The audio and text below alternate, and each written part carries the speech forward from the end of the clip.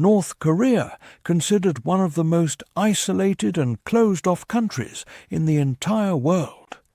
Most of us already know about the strange and extreme laws put in place by the country's leader to completely cut the people off from the outside world.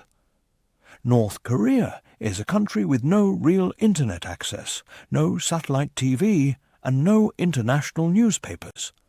Citizens have no source of information except the state television, which only has 3 channels, all fully controlled and monitored by the government.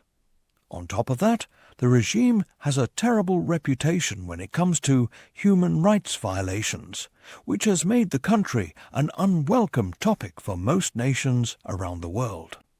And of course, we can't forget the North Korean leader's obsession with developing nuclear weapons, which is the main reason behind the heavy economic sanctions imposed by the United States. Despite all of this, we still see luxury presidential convoys, high-end buildings, factories, schools, and hospitals being built by the state. So the big question is, where does North Korea get its money from? Before we start, if you're new to the channel, don't forget to subscribe and turn on notifications so you don't miss any future videos. And if you enjoy the video, make sure to leave a like. To understand where North Korea gets its money, we first need to understand its economic system.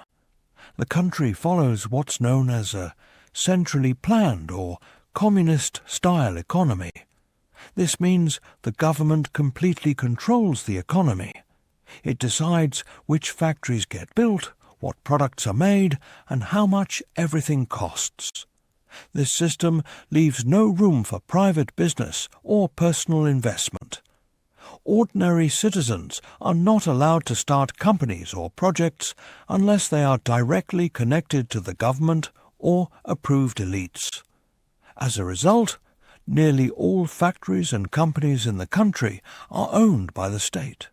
The entire population works for the government, and any profit made goes straight into the state's treasury. Now that we understand how the economic system works, let's go back to the main question. How does the government get the money to build all these projects? And is this really the only source of income for the country? One of the most surprising sources of income is negotiation and political bargaining. Since North Korea is one of the most heavily sanctioned countries in the world, it relies on ideas that are far from conventional. Before North Korea was officially founded in 1948, the Korean peninsula was under Japanese occupation.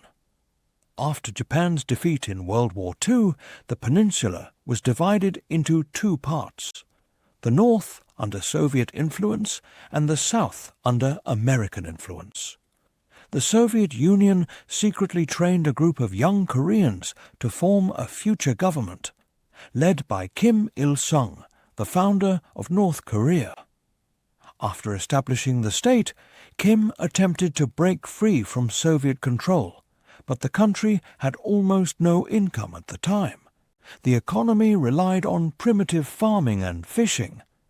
That's when the idea of negotiation was born. The North Korean leadership decided to keep the door open for foreign powers to send aid, allowing rival countries to compete for influence. The more countries wanted control or influence, the more aid they sent. At the same time, other nations offered assistance just to prevent North Korea from aligning too closely with one side. This strategy worked and became an early source of income, as well as a pressure tool to ease economic sanctions. As mentioned earlier, the government controls what factories produce, with one main goal: exporting goods.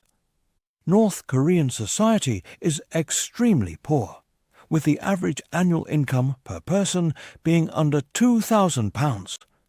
In 2018, more than 43% of the population suffered from malnutrition. Despite this, Most of the country's production is directed towards exports. Clothing, coal, food products, and military equipment make up more than half of North Korea's total economic output. So what makes these products special? Why would any country import them? The answer starts with knowing who the buyers are. China is by far North Korea's largest trading partner, importing around 80% of its exports. China doesn't need these goods economically, but imports them to maintain influence in the region and limit the power of the United States. One of the most curious projects in North Korea is the Masikryong ski resort. Building a luxury ski resort in a country where half the population struggles with food shortages sounds absurd. But once you understand the country's class structure, it makes sense. North Korean society is divided into two main groups. The first is the elite class, made up of the ruling family and senior government officials. This group lives in extreme luxury. To keep them loyal and satisfied, the government builds luxury resorts, restaurants, and high-end stores. This both secures their support and generates revenue for the state. The second group includes the EB